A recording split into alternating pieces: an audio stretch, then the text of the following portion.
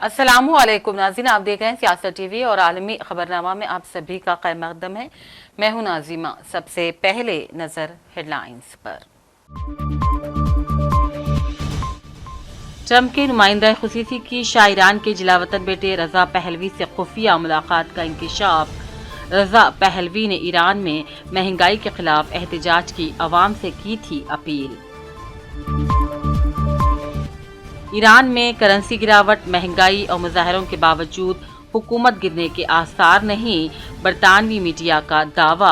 Iran ने America और Israel को फसादात में मुलविस करार दे दिया। एलोन मस्क ने ईरान में स्टारलिंक के जरिए मुफ्त इंटरनेट कर दिया फराहम। गैर फाल स्टारलिंक अकाउंट्स हो गए एक्टिव, सब्सक्रिप्शन फीस भी हो गई माफ।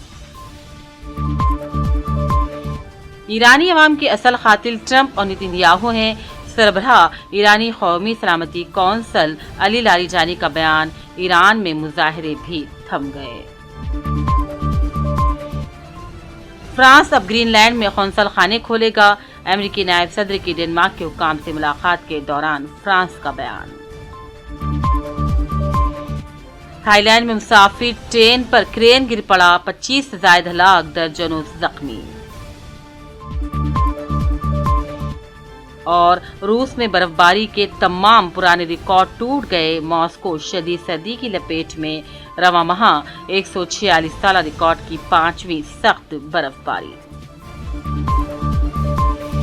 हेडलाइंस आपने देखी। अब पेश है खबरों की तफसील। अमेरिकी सदर ट्रंप के नुमाइंदा खुसूसी यानी कि स्टीव विटकोफ के शायरान के जिलावतन बेटे रजा पहलवी से खुफिया मुलाकात का इंकशाफ हुआ। अमेरिकी मीडिया के मुताबिक वीकेंड पर ही ये मुलाकात हुई और ईरान मुजाहरों पर तबादला ख्याल किया गया।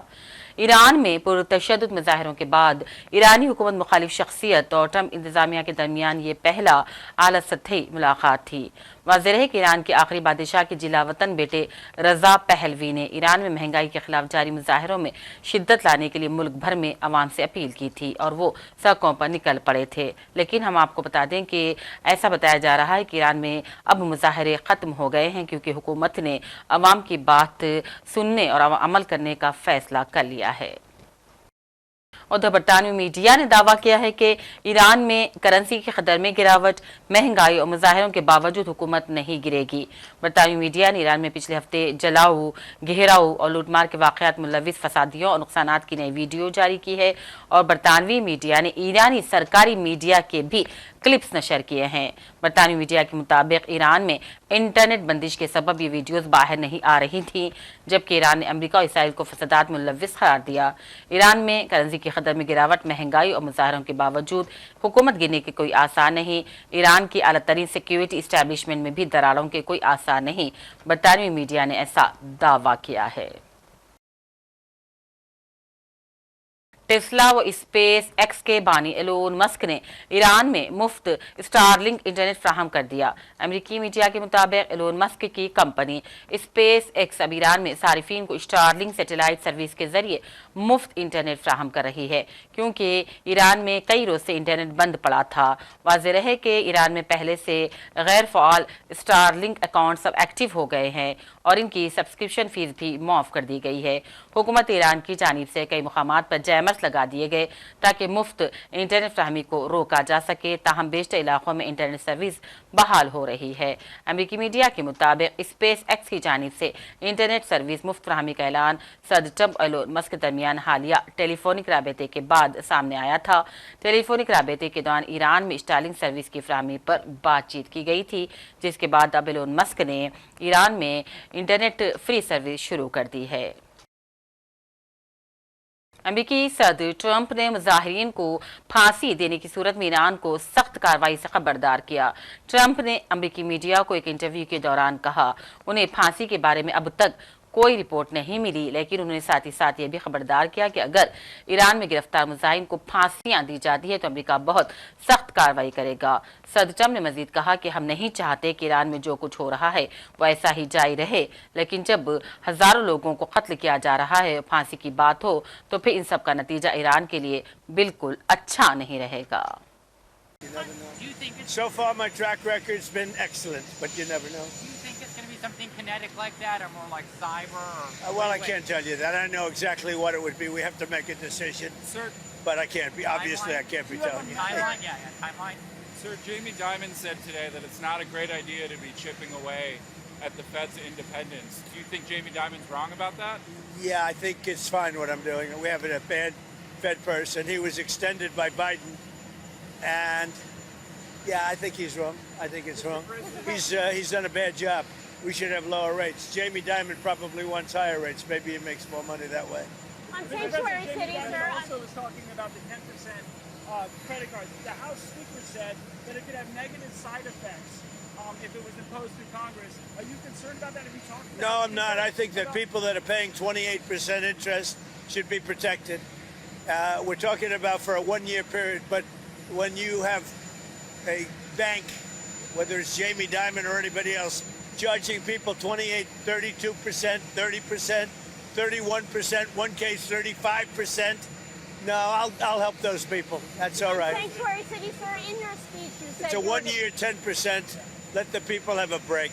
In your speech you said that you're going to be cutting off funding for sanctuary cities on February 1st. That's right. What kind of funding? You'll see. It'll be significant. All federal funding? On healthcare, is there something that you can do with insurance companies to bring down premiums like you're doing with credit Yeah, I'm cards? going to meet with the insurance companies, but I want the money to go directly to the people. It's very simple. Into a healthcare savings account, but directly to the people so the people can buy their own healthcare. Mr. President, on Thursday will be the 6-year anniversary of you signing the Phase 1 trade deal with China, the signature on it. Would that deal open Chinese markets to U.S. goods? It protected intellectual property. Can we get back to that? Yeah, we can. We're doing very well with China. I have a great relationship with President Xi, as you obviously know. We're doing really well. We're making a lot of money with China. But can you open their markets to U.S. goods? Yeah, I think so. Yeah, I think it's going to happen. Intel? Iran says that it will retaliate in the instance of U.S. strikes against U.S. assets in the Middle East.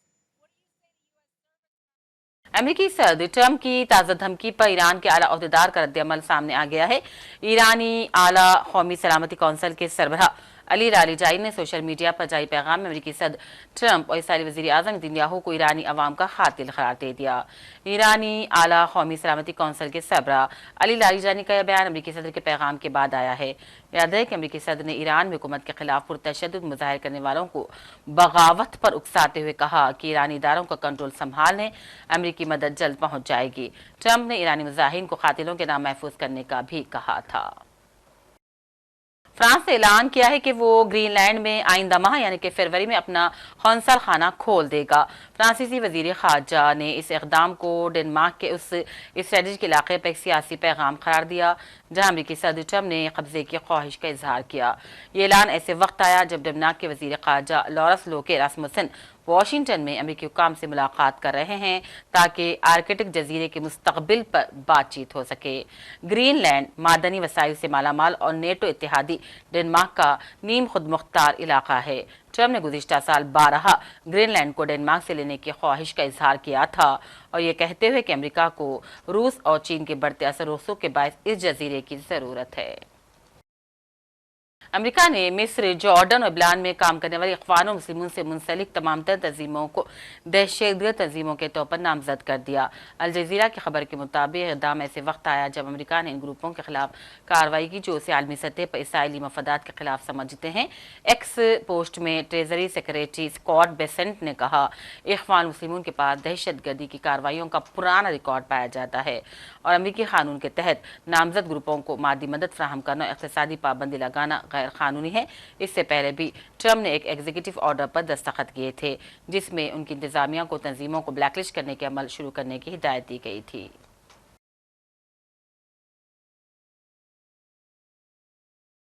अमेरिकी सदर Trump ने कहा है कि उनकी इंतजामिया Somalia या किसी भी दूसरे मुल्क से ताल्लुक़ रखने वाले ऐसे तारिकीन वतन की शहरियत को मनसूख कर देगी जिन्होंने हमारे किसी शहरी को धोखा दिया।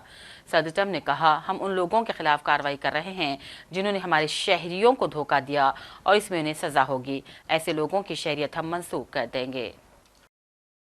इंडिया और पाकिस्तान के दरमियान गुज़िश्ता साल मई में होने वाली फौजी झड़पों के बाद अब दोनों मालिक के दरमियान कशीदगी का एक नया महाज यानी कि ड्रोन टेक्नोलॉजी की सूरत में सामने आ रहा है। हिंदुस्तानी फौज के सरबराह जनरल उपेंद्र द्विवेदी ने दावा किया है कि सरहद पार से ड्रोन्स की मुदाखलत में अचानक इजाफा हो गया, जिसे रोकने के लिए पाकिस्तान को बराह रास्त पैगाम भेज दिया गया।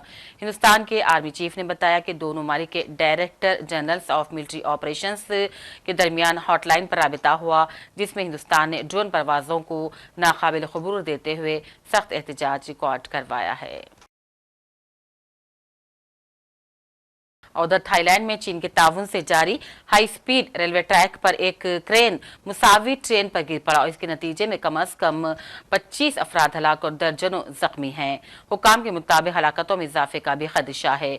ऐनी शाहिदीन ने बताया कि आज सुबह तकरीबन 9 बजे एक जोरदार आवाज आई, जैसे कि कोई चीज ऊपर से फिसल कर गिर रही हो। इसके बाद 2 धमाके हो गए और जब लोग मौके पर पहुंचे तो देखा कि क्रेन 3 डब्बों वाली मुसाफिर ट्रेन पर गिरा हुआ है। क्रेन ने ट्रेन की बोगी को 2 टुकड़ों में तकसीम करके रख दिया। उधर रूस के दारुल मॉस्को में बर्फबारी के माजी के तमाम रिकॉर्ड्स टूट रहे हैं। वाज़ेह है कि इन दिनों मॉस्को शदीद सर्दी की लपेट में है, जहां कई फुट बर्फबारी रिकॉर्ड की जा रही है। मीडिया रिपोर्ट्स के मुताबिक मॉस्को में रवा माह 146 साल रिकॉर्ड की 5वीं सख्त बर्फबारी हुई। वीकेंड पर 1 मिलियन क्यूबिक मीटर्स बर्फ साफ की गई और शदीद सर्दी की वजह से ट्रांसपोर्ट निज़ाम के साथ साथ शहरियों को दीगर मामलात में भी दुश्वारियों का सामना है। मॉस्को में आज दर्जे हरारत -9 डिग्री रिकॉर्ड किया गया, जबकि मजीद बर्फबारी का भी इम्कान है। वेनेजुएला कौमी असम्बली के स्पीकर ने कहा कि गुज़िश्ता हफ्ते ऐलान किए गए और इज़हार अमन की क़यादत शुरू करदा मरहले के हिस्से के तौर पर 400 से ज़ायद कैदियों को रिहा कर दिया गया है। हुकूक़ इंसानी ग्रुपों ने कैदियों की तादाद 60 से 70,000 के दरमियान बताई है और मरहले की सुस्त रफ्तारी और मालूमात की कमी की शिकायत की। वेनेजुएला के जेल हुक्काम ने बयान में 116 कैदियों की रिहाई का ऐलान किया। साल 2026 क्रिकेट शायकीन के लिए एक शानदार साल के आगाज के तौर पर आ रहा है।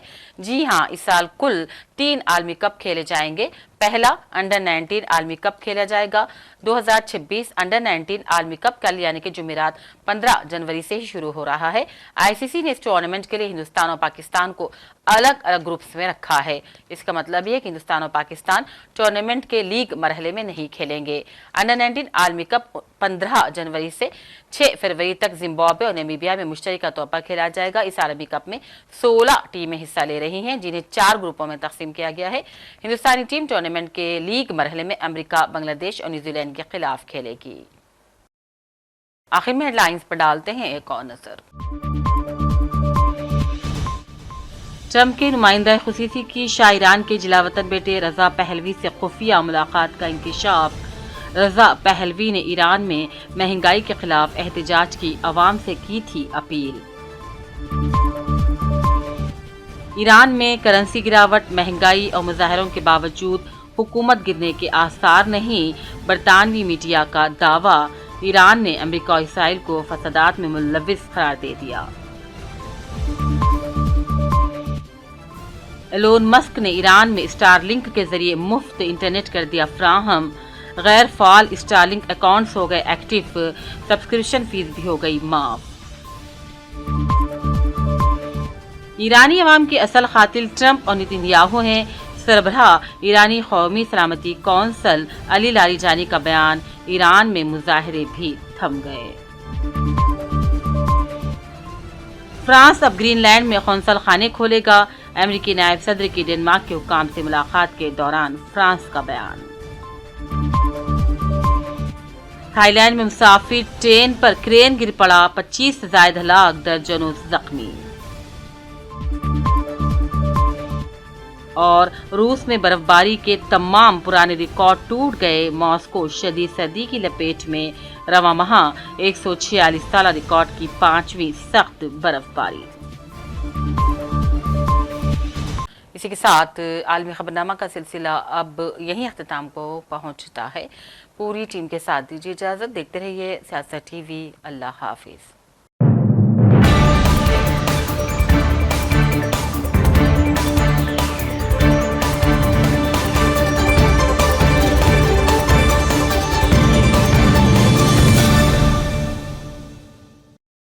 News.